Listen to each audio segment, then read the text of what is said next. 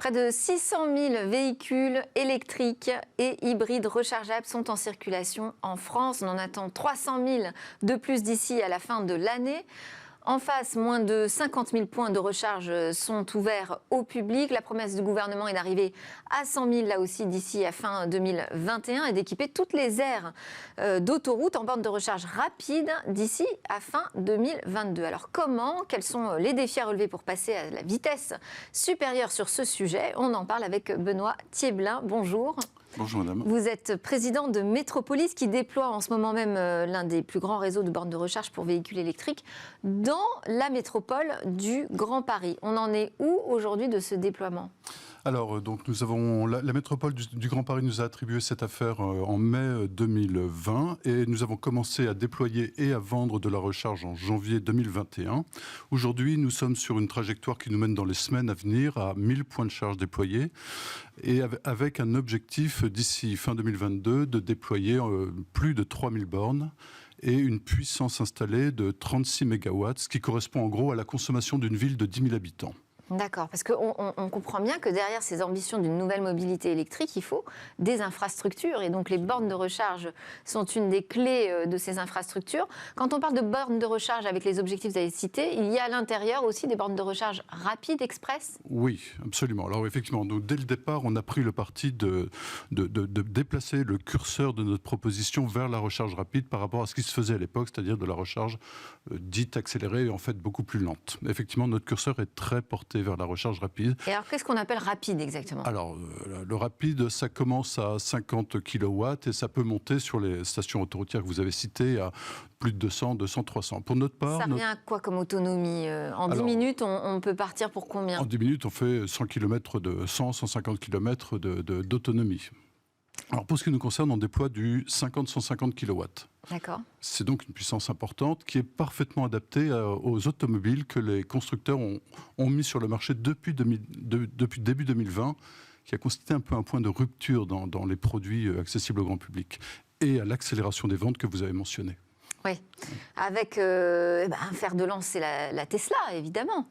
La Tesla. Qui s'est lancée directement avec ses propres bornes de recharge et ses superchargeurs. Voilà, oui, Tesla a créé une sorte d'écosystème autonome et très en avance sur le reste du marché.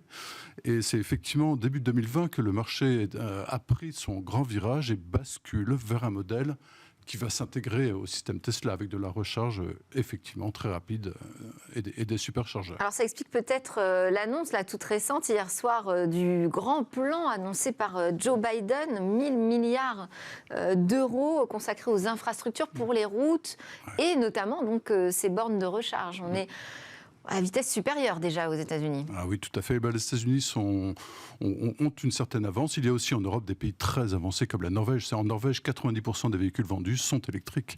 Et on sent bien que les autres pays tendent vers ces ratios.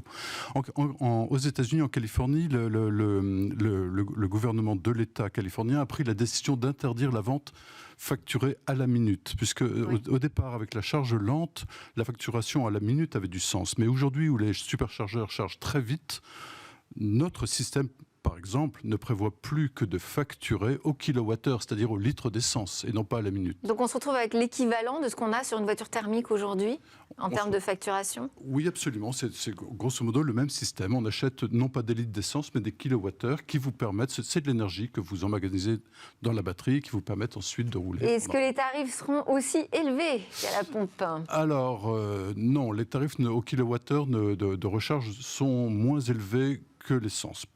Pas toujours beaucoup moins, mais moins élevé.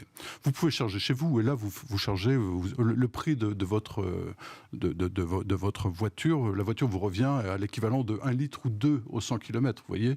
Et quand vous rechargez chez Métropolis, ça revient à 4 litres au 100. Donc, une consommation extrêmement faible pour une voiture normale. Alors ces bornes de recharge, justement, on va voir quels sont ces besoins d'infrastructure, parce qu'on parle des villes, mais on parle aussi des autoroutes et puis des copropriétés. Alors, vous dites si on charge sa voiture chez soi. Oui, alors effectivement, les copropriétés, c'est un sujet qui demande des réponses techniques adaptées. Pour ce qui nous concerne, nous, on est sur la voirie publique. Mais nous avons... Pour le projet Grand Paris. Pour le projet Grand Paris. Mais par contre, dans notre offre figure notamment une offre d'abonnement qui permet à un particulier d'avoir son emplacement de stationnement et de charger sa voiture pour un prix global, pas très éloigné de ce que cette même personne paierait pour louer un emplacement dans une copropriété. Mais dans le prix, encore une fois, il a de quoi faire à peu près 6000 km par an.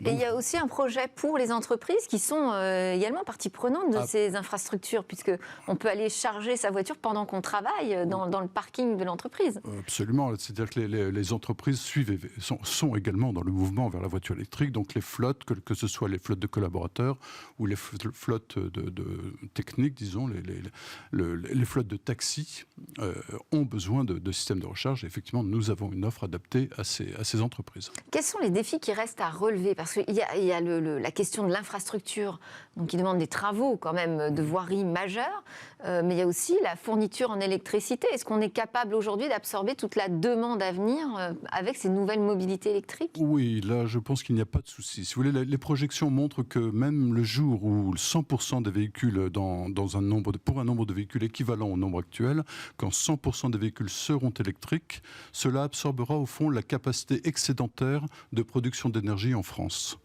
Donc, si vous voulez, nous sommes capables de l'absorber. Notre pays est capable de l'absorber. Et alors, pour passer à la vitesse supérieure, qu'est-ce qu'il nous faut ? Alors, nous, en tout cas, notre credo, c'est effectivement de déployer de la recharge rapide, qui est, si vous voulez, un point de charge en recharge rapide, c'est l'équivalent de 80 points en recharge dans la recharge qui existait chez Autolib. Vous avez mentionné Autolib. Autolib, c'était du 3 kW. Quand nous sommes à 150 kW, on produit 75 fois plus exactement. D'accord. Donc, si vous voulez, l'enjeu, c'est effectivement, à notre avis, d'installer une recharge rapide, répartie sur toute l'île de France, qui assurera le service. Et qui permettra donc de aussi libérer les usages de tous ces véhicules électriques. Merci beaucoup Benoît Thieblin d'être venu nous parler de ces enjeux autour des bornes de recharge. Je rappelle que vous êtes le président de Métropolis qui œuvre donc sur le Grand Paris actuellement. C'est l'heure de notre talk. Là, on va aborder la question de l'open source et de la souveraineté numérique européenne.